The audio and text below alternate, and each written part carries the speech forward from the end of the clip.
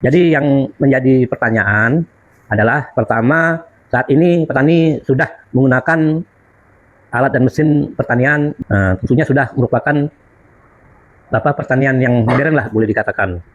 Selalu, setiap tahun, alat mesin pertanian itu berupa dari hand sprayer, hand tractor, power thresher, transplanter, combine harvester, sehingga drone, dan semua alat pertanian yang modern itu merupakan pembelian dari pemerintah bersumber dari anggaran APBN atau APBD. Di atasnya.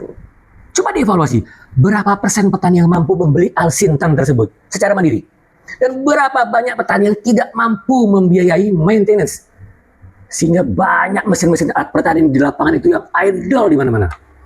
Artinya, inovasi teknologi itu harus dibiayai, selalu dibiayai pemerintah setiap tahunnya. Karena ketidakmampuan petani sebagai pelaku usaha dalam merawat, apalagi membeli unit secara mandiri. Dan ini bisnis yang riskan kalau sudah begini. Terus pertanyaan kedua, pemerintah memang saat ini mendorong percepatan penambahan lahan dengan program food estate. Konsep food estate yang pemerintah laksanakan sekarang itu menurut saya tidak tepat. Dengan membangun lahan di satu wilayah dengan skala yang sangat besar, terlebih memaksakan pembukaan lahan margin, itu cenderung tidak available, memaksakan untuk lahan pertanian. Jika konsep itu berhasil, permasalahannya yang dihadapi itu udah pasti perlu biaya yang sangat besar dan waktu yang lama untuk menjadikan lahan itu sustainable. Yang kedua, terjadi ketimpangan penyebaran hasil panen, serta terjadi penambahan biaya distribusi ke daerah yang membutuhkan. Nah, masalahnya terlebih terjadi kerusakan lingkungan hidup. Ada yang namanya deforestasi, dan masalah kependudukan lainnya. Konsep food estate itu sebenarnya lahir di Kalbar. Ini tidak bermaksud mengklaim. Kebetulan saya lah orang yang membuat nama food dan estate itu pada tahun 2009, 16 tahun yang lalu. Saat itu beberapa kali proposal itu diajukan ke Kementerian Pertanian, Kemenristek, tapi tidak ada yang menanggapi.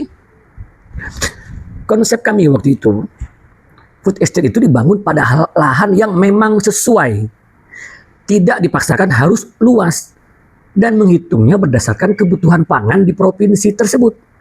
Ditambahlah dengan asumsi terjadinya eskalasi pertumbuhan penduduk.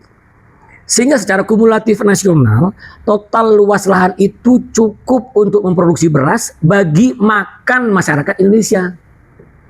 Jadi beras itu diproduksi di banyak provinsi, bukan hanya terfokus pada satu daerah saja. Saat ini mengembangkan program unggulan asuransi AUTP. Gimana ya? Ini saya mau bilang dari mana nih? Takut menyinggung pemerintah. Konsepnya sih sangat betul. Usaha pertanian wajib diproteksi oleh pihak asuransi. Karena banyak penyebab ketidakpastian, unpredictable. Nah, ini faktanya ya. Silahkan dianalisis. AUTP itu besarnya premi kan 180.000 terhadap nilai pertanggungan total 6 juta rupiah. Dibayarkan dengan banyak pembatasan syarat yang pasti kerusakannya harus di atas 75%. Dan dilindungi hanya 3 bulan saja loh. Karena menghitungnya saat mulai tanam. Nah, kita bandingin dengan asuransi mobil. Besarnya premi itu rata-rata 2 juta rupiah terhadap nilai pertanggungan 500 juta kurang lebih. Dan itu bentuknya komprehensif, always. Nah, jika dihitung secara linear, besar premi AUTP itu 3% dari nilai pertanggungan. Sedangkan asuransi mobil hanya 0,4% saja, sangat kecil.